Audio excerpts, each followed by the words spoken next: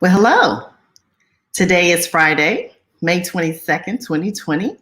I am Angela Hooper-Menifield, and this is your HR Moment with Menifield and Associates.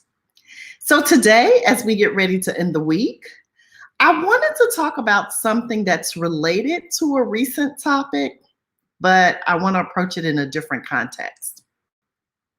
So many of you may have recalled a couple of videos ago, we talked a little bit about affinity groups, the value they bring, why they are important, and sometimes how they can be misrepresented or misused. And so for those of you who don't recall, quick update. An affinity group is a group of people who are connected based on an affinity. So something such as gender, common interest. It could be veganism. It could be race. It could be age. And I think I used at that time that back when I was in college, at one point in my life, I was an engineering major, and I was a member of the Society of Black Engineers. So that's an example of an affinity group. Well, today I want to talk a little bit about millennials. You know, those of you who know me and who have sat in trainings with me in person know that one of my pet peeves actually is when people make lump group assumptions or say, well, you know, how do we do this for millennials? And what about millennials here? But nonetheless, it's the common languaging, so I will acquiesce in order to get the point across. So here's what I'm seeing. Of late, I have seen where some organizations have had an opportunity to replace people who were in leadership with new faces, new ideas, new suggestions. Unfortunately, what I am seeing in many of these situations is we're recycling the same old crew. So what do I mean by that? So some of you may be sports fans like I am, and you may have thought this on occasion, but I have said it repeatedly. There are times when, for instance, a coach retires or is let go, that the organization would rather dip back into the old glory days, including pull someone out of retirement, than to give a new person an opportunity. And for me, I just find this as bizarre because number one, why are we pulling people out of retirement? They retired. And I'm not suggesting you have to stay retired, but I would rather see them come out of retirement first than me pull them out. But I digress. And so in some of the organizations I am a member of, I can tell you that there are many leadership groups, leadership teams, and bodies of people that have been put together to make decisions, to orchestrate next steps, and to even somewhat govern the organizations. We are constantly, when the opportunities present itself, and again, this is not to all organizations, but to many, we are recycling the same people. And when I say the same people, it may not be Angela by name, but if Angela was in the position, we go get someone who looks like Angela, speaks like Angela, same age as Angela, same background as Angela. So in other words, we have Angela version 2.0. I just think it's time for us to reconsider how we do things. So I am highly aware that oftentimes we believe a person needs to have been in an organization for an extended period of time in order to add value and contributions. But I challenge you on that thinking. And here's why. Because when a person has not been indoctrinated over years and years of this is how we do things, they often bring with them a fresh perspective, a fresh outlook, and they challenge the status quo. Now, some of us struggle with that, but the truth of the matter is that is what we need. You know, I remember being that bright-eyed, bushy-tailed 22, 24-year-old in the organization that to some degree rocked the boat. And some people would say, well, Angela, you shouldn't rock the boat because you're going to get a reputation. I did get a reputation.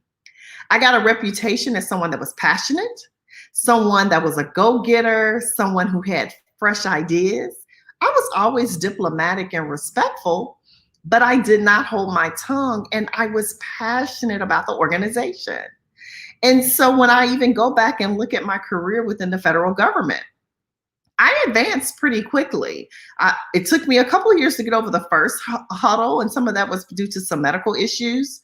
But once I got over those and put myself in a position to be seen and heard, my trajectory was really fast. And I say that because I think people actually do appreciate the young voice in the room. And young doesn't mean by age, young means young with the organization as well, right? So when I was hired with the United States government at the time of my hiring, so again, I'm 22, 50% of those in the organization were actually eligible to retire. So I took the job for a couple of reasons. One, I knew there was an opportunity to advance.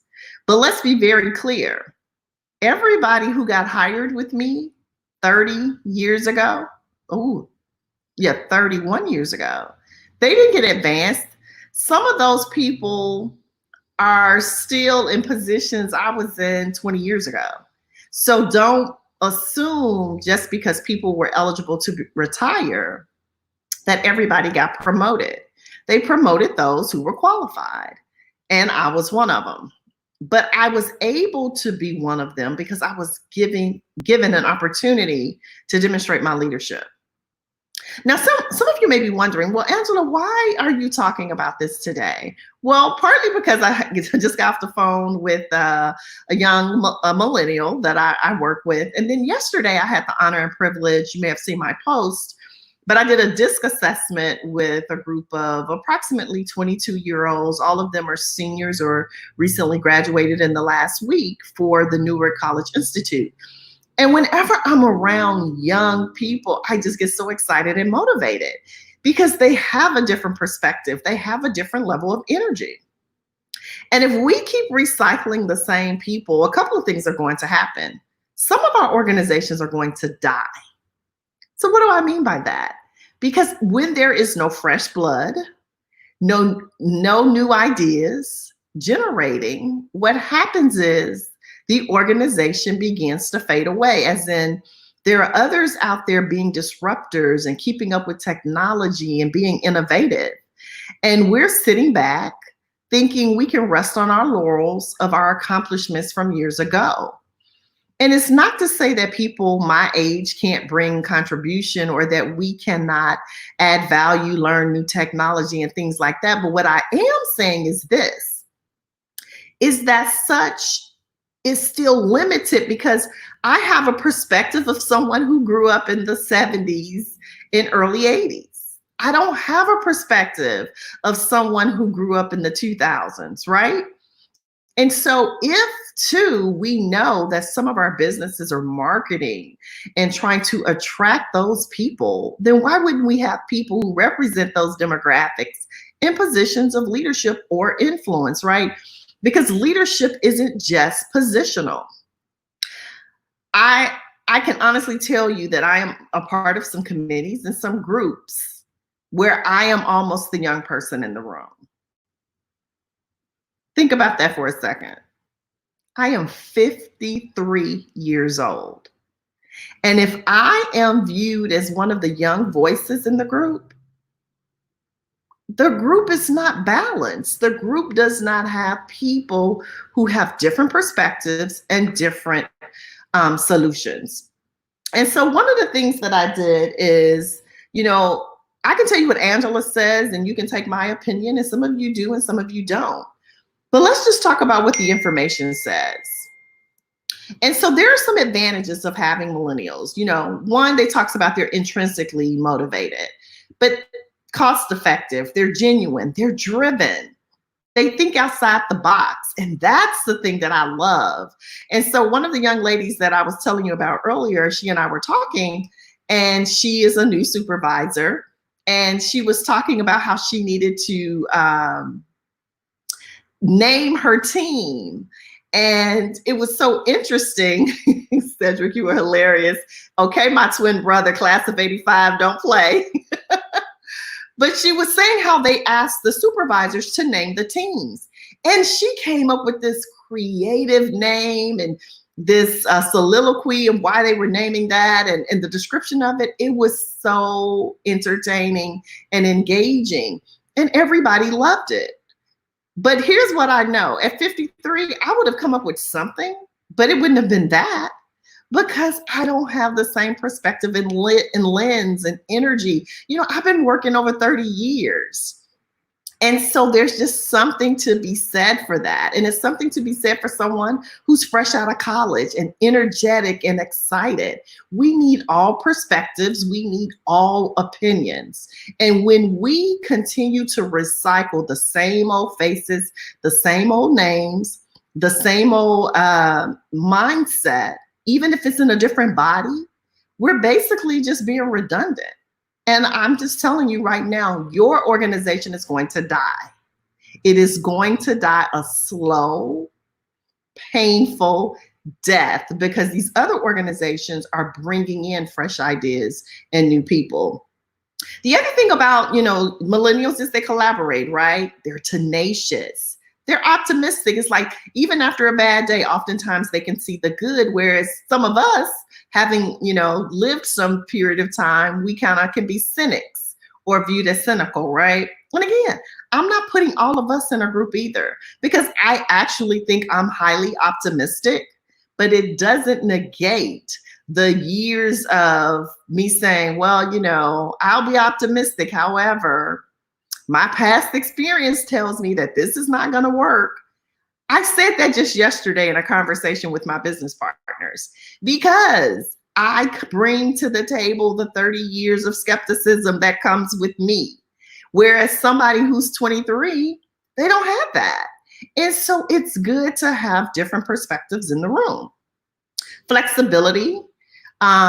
They've grown up with, whether that's technology and some of the things we're trying to do, they've grown up with it. They don't find some of these things intimidating as we do.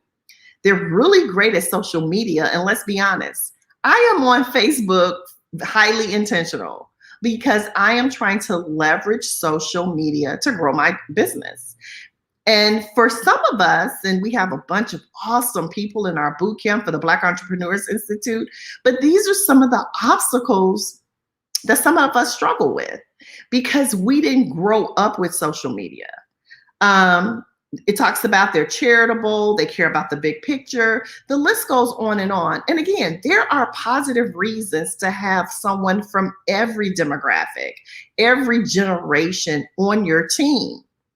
But hear me, if you continue to replace people with people who look, act, think, speak just like the person they're replacing, you're basically resurrecting. You know, you're just going back into the archives and saying, oh, well, that worked in 1985, so let's get another Angela. Angela brings a lot of value. But in addition to Angela, you need the young, bright, unfiltered minds, untainted of other people. So a lot of companies and organizations right now are trying to regroup and figure out how they're going to move forward. Consider elevating or allowing some of these teams and committees to be led by people that maybe don't have as much experience, because you can give them the experience, but that bring a different perspective. So it's Friday evening. I hope you guys had a great week. It was productive. As we've been saying in our boot camp, you've taken massive action. But I ask you to entertain very seriously how it is you make selections, who you include, and what's the criteria that you're using to decide who gets a seat at the table, and also who is going to leverage the influence within your organizations, your communities, your clubs. It doesn't really matter, right? So thank you again for watching. My name is Angela Hooper-Menifield with Menifield and Associates. Have a great day.